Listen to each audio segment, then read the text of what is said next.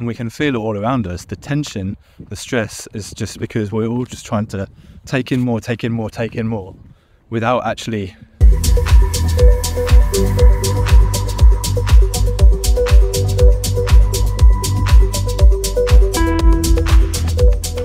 I've had a bunch of realisations this week around the challenges that we're facing to implement necessary and positive change from within the current systems that we live in. And I guess the main two there is this patriarchal society and capitalism. And a big part of it, in my opinion, comes down to, well, partly the terminology that we use around these things. It's really hard to get a tangible grip on, what we mean when we talk about these things. They're so sort of wishy-washy. And patriarchal society, I'm going to start with that. There's a lot of conversation around masculine and feminine energy at the moment, and men being lost, women stepping into their masculine, all of this kind of thing. And the terminology, none of it really does justice to what's going on. And it's also loaded that it's so easy to get sidetracked into, what different things mean. So we're going to try and define things a little bit better. Still is imperfect, but we're just trying to hone in a little bit on what's really going on here.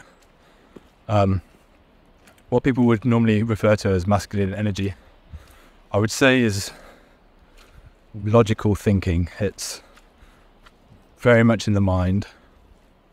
And the reason it's called masculine is, traditionally, you give a man a to-do list and a concise plan of action and a deadline, he's going to go off and get it done, we're in a task-oriented as a rule. Feminine energy, I would define as more of an intuitive feeling. It's much more about connectivity and feeling what is needed and nurturing. If you give a woman a baby, can't communicate, a woman is going to be in tune to actually be able to understand and feel what the baby needs. So anyway, we both have these skills, men and women. We're all of us. We have these energies within us, and it just so happens that in the past, men have developed the more thinking mode, and women in more intuitive mode. But in our culture celebrates and pushes the more masculine traits, which is why it appears as a patriarchy. Even our school systems are so focused on achievement based on logic and specific outcomes and tests. So anyone in our culture has a natural leaning towards that mode of being. And so even feminist movement that championing, equality across the board for women, I'm totally agree with and totally on board with. And what we're seeing though is everyone is rising up, but still within this logical, mind-based thinking energy.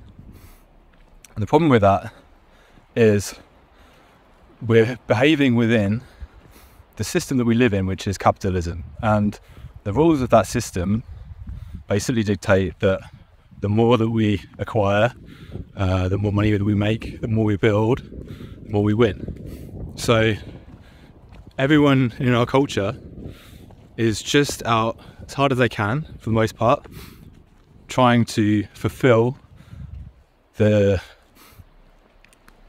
goals of that framework.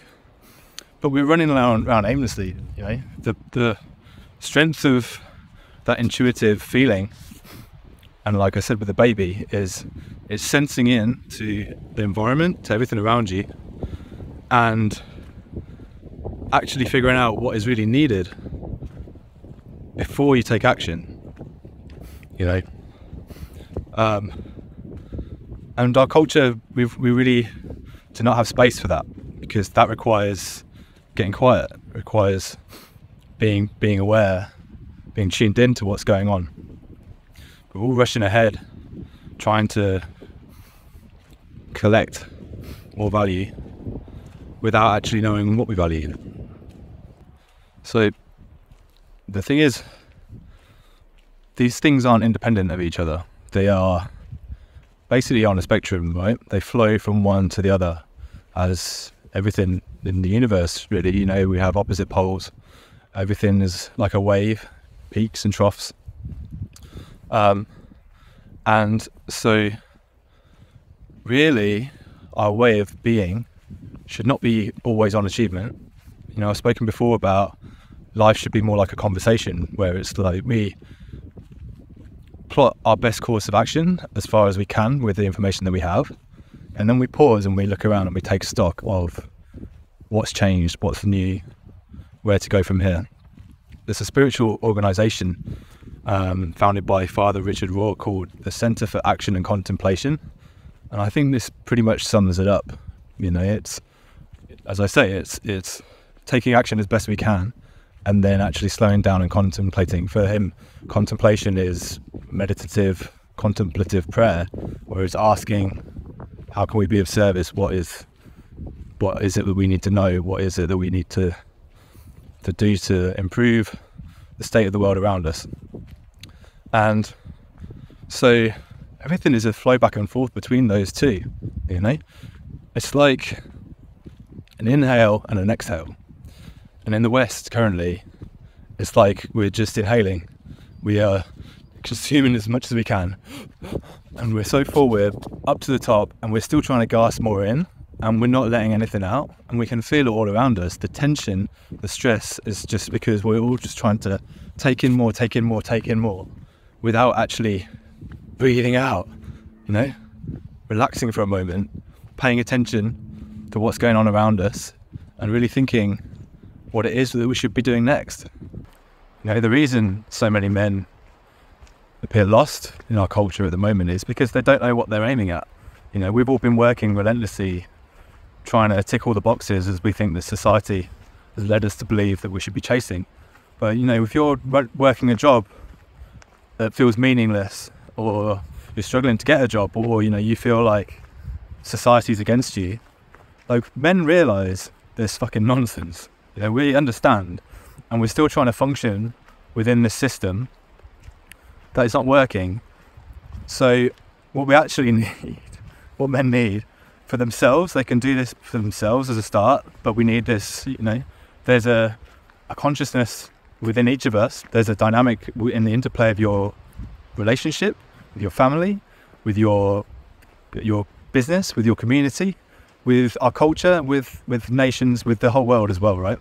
And this works fractally, and at each level we need to create the space to take a fucking breath, to slow down and actually tune in to where we're going, what's really needed, and then we can get focused on the action plan of how to get there. You give a man a task list with some clearly defined actions, he will get it done.